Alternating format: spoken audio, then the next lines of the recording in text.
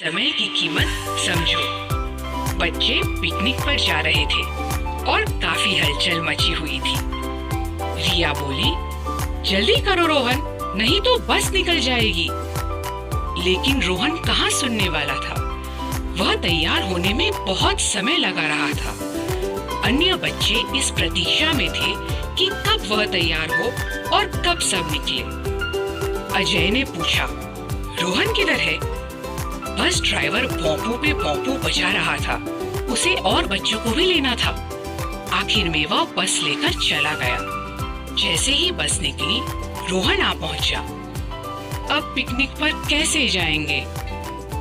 जब नानी ने उन्हें उदास होते देखा तो वे बोली, कोई बात नहीं बच्चों, तुम पिकनिक पर अगली बार चले जाना। इस समय मैं तुम्हें वुडवर्ल्ड जंगल के जानवरों की एक कहानी सुनाती हूँ।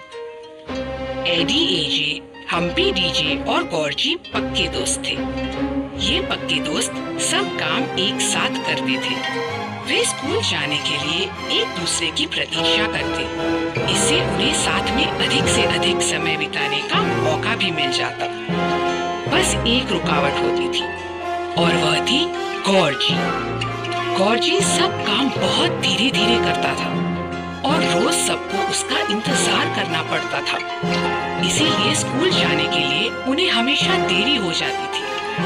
गॉर्जी हर काम बड़े आराम से करता था। उसे दूध पीने में घंटों लगते, कपड़े पहनने में उसे बरसों लगते, और तो और तैयार होते होते वह कोई खेल खेलने लगता। एक बार एडी जोर से चिल्ला पड़ा, गॉर्जी, तुम जल्दी करते हो या नहीं? तुम्हारी वजह से हम सबको स्कूल के लिए देरी हो रही है। सबने घड़ी की ओर देखा। गॉर्जी बोला, आ रहा हूँ।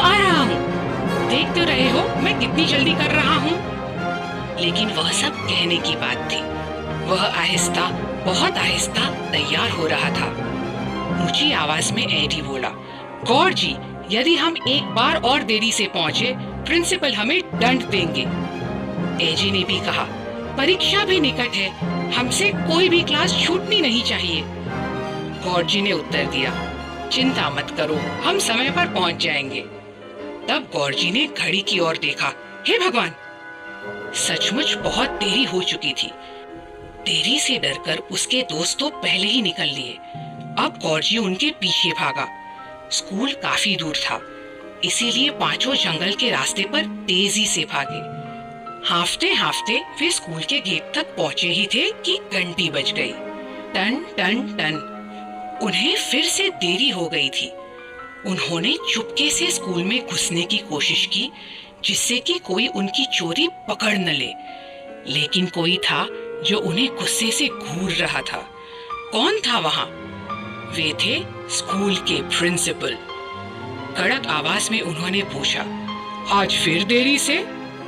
फिर अपनी घड़ी देखते हुए पूछा, यह समय है स्कूल आने का? गॉर्जी बोला, क्षमा कीजिए सर, हम तो समय से थोड़ा पहले ही आ गए हैं। प्रिंसिपल गुर्राए, पहले?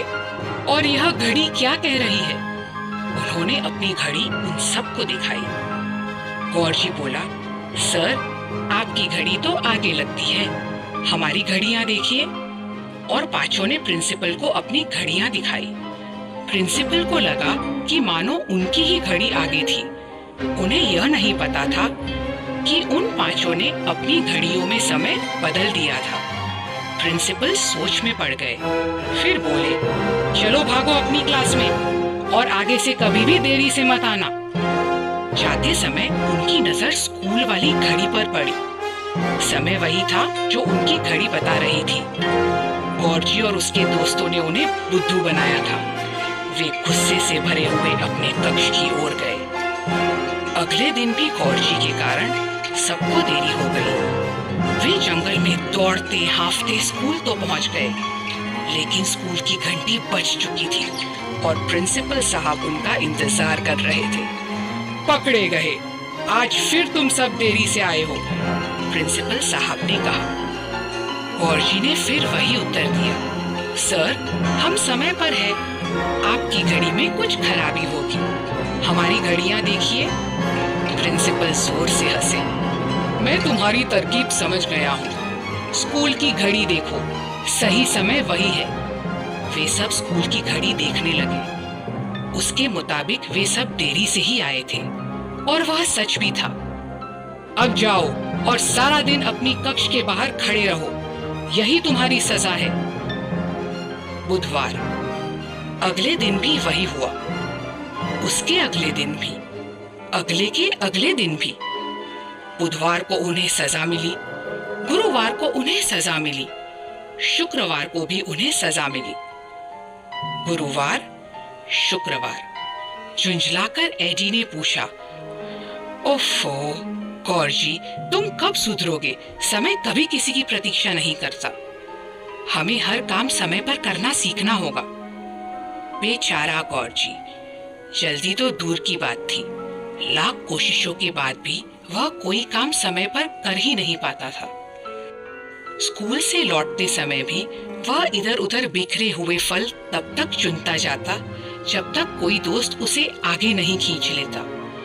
अंत में प्रिंसिपल ने इस बारे में कुछ करने का फैसला किया। उन्होंने पांचों के मम्मी पापा को बुला भेजा। एडी के पापा श्री बब्बर शेर सबसे पहले पहुंचे। वे समय के पाबंद जो थे। एडी और उसके दोस्त भी शर्म से सिर झुकाए प्रिंसिपल के कक्ष में दाखिल हुए। प्रिंसिपल साहब बोले, हेलो शेर जी, मैंने आज आप सबको यह बताने के लिए बुलाया है कि आपके बच्चे रोज देरी से स्कूल आते हैं। श्री बब्बर शेर को धक्का लगा। वे जरा भी खुश नहीं लग रहे थे। गुस्से से एडी की ओर देखते हुए उन्होंने पूछा, क्या यह सच है?